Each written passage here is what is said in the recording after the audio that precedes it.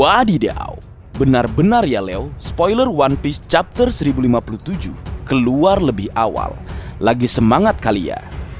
Baik, tanpa berlama-lama lagi, mari kita lanjut berlayar. Sebelum memulai lebih jauh, selalu kusampaikan salam kompak serta doa terbaik selalu untuk kalian semua, agar diberikan kesehatan serta kebahagiaan. Amin. Pertama-tama, mari kita ucapkan terima kasih untuk Redon dari forum Pirate King atas bocoran atau spoilernya. One Piece chapter 1057 diberi judul Kesimpulan. Kesimpulan apakah yang dimaksud ya Leo? Dikatakan jika Kozuki Momonosuke dan Kinemon bersama dengan Yamato mengucapkan selamat tinggal pada Luffy dan para krunya, Yamato tidak akan pergi dengan Luffy dan yang lainnya karena hal pertama yang akan dia lakukan adalah sebuah perjalanan melalui negeri Wano Kuni, dan kemudian dia akan pergi ke laut. Sebuah perjalanan yang pernah dilakukan Kozuki Oden ketika meninggalkan ibu kota bunga dan menemukan para abdi-abdi setianya. Jika memang ingin menjadi Kozuki Oden, hal ini memang layak dilakukan oleh Yamato. Kemudian sang kapten tercinta, Monkey D. Luffy, memberitahu Kozuki Momonosuke, Kinemon, dan Yamato bahwa dia akan datang mencari mereka suatu saat nanti, di saat mereka semua ingin berlayar ke laut. Nah, ini sebuah petunjuk Leo, jika kapten tercinta kita secara tersirat ada kemungkinan untuk kembali lagi, mengingat sahabatnya ada di negeri Wano Kuni. Kemudian sebuah senjata kuno terkubur di dasar negeri tersebut, sehingga saat perbatasan Wano Kuni nanti dibuka dan Pluton dilepaskan, nampaknya takdir akan membawa Luffy kembali ke negeri yang terikat kuat dengan misteri 800 tahun yang lalu. Dan ini mengingatkan kita juga dengan sosok Zunisa yang menunda hal yang akan dia lakukan sebelumnya, yang sepertinya terkait erat dengan membuka perbatasan negeri Wano Kuni. Karena opsi dengan adanya Zunisa itu sangat memungkinkan untuk melakukan hal tersebut. Pertama, banyak nakama berpendapat jika air yang memenuhi negeri Wano Kuni akan dikosongkan dengan bantuan belalai Zunisa. Baru setelah itu perbatasan dibuka. Mengapa harus dilakukan seperti itu? Jawabannya adalah jika air dikeluarkan dengan cara melubangi dinding pembatas yang dibuat 800 tahun yang lalu, tekanan air akan menghancurkan negeri Wano Kuni yang terbenam, dan tentu saja menghancurkan hal-hal yang bisa saja penting dan ada di sana. Jadi, mengosongkan memang opsi yang terbaik. Yang kedua, tetap mengosongkan dengan bantuan Zunisa, kemudian dengan kekuatannya menarik dinding tersebut dan membuka perbatasan negeri Wano Kuni. Opsi ketiga, hal gila yang mungkin saja terjadi, di mana ada semacam sistem dinding buka tutup dan membukanya dengan kekuatan besar yang dimiliki Zunisa, sedangkan airnya akan keluar dengan sebuah sistem yang mungkin saja sudah dirancang oleh orang-orang di masa lalu.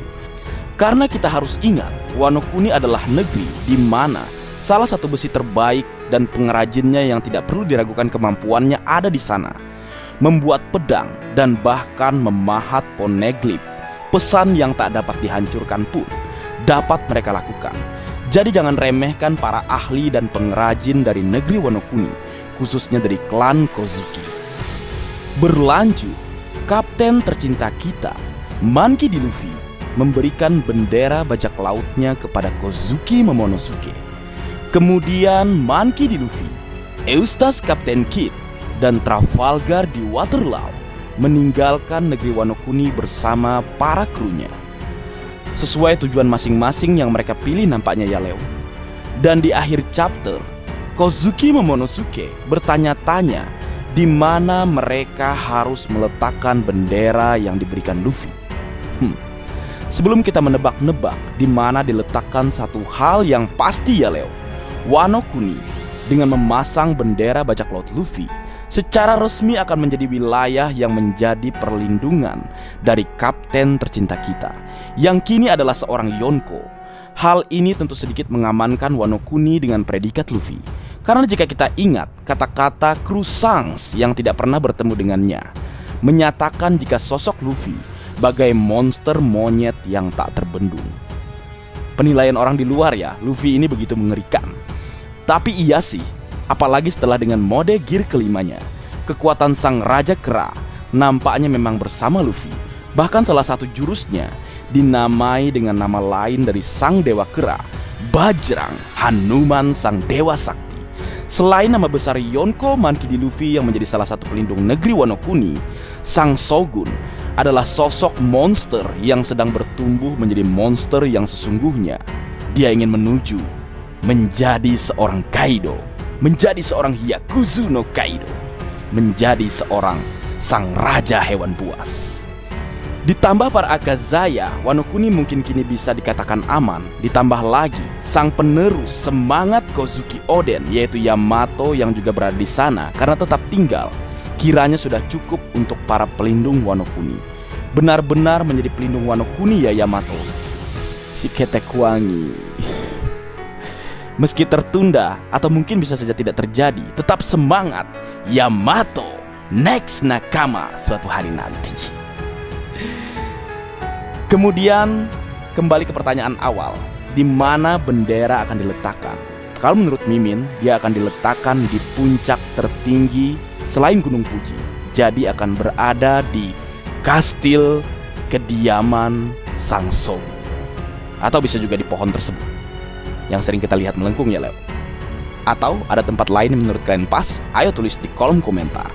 Dan bagian terakhir, tirai arch ketiga ditutup dan Arch Wano Kuni secara resmi telah selesai. Wadidaw, dan kabar terbaik, minggu depan tidak libur. Mantap. Baik, mungkin segitu dulu yang bisa aku bagi bersama kalian Leo. Semoga kalian terhibur dengan apa yang aku buat dalam kesempatan kali ini. Terakhir, jika ada kesalahan dalam pengucapan atau hal yang menurut kalian kurang pas atau kurang tepat, Marga Anime memohon maaf yang sebesar-besarnya. Sekian.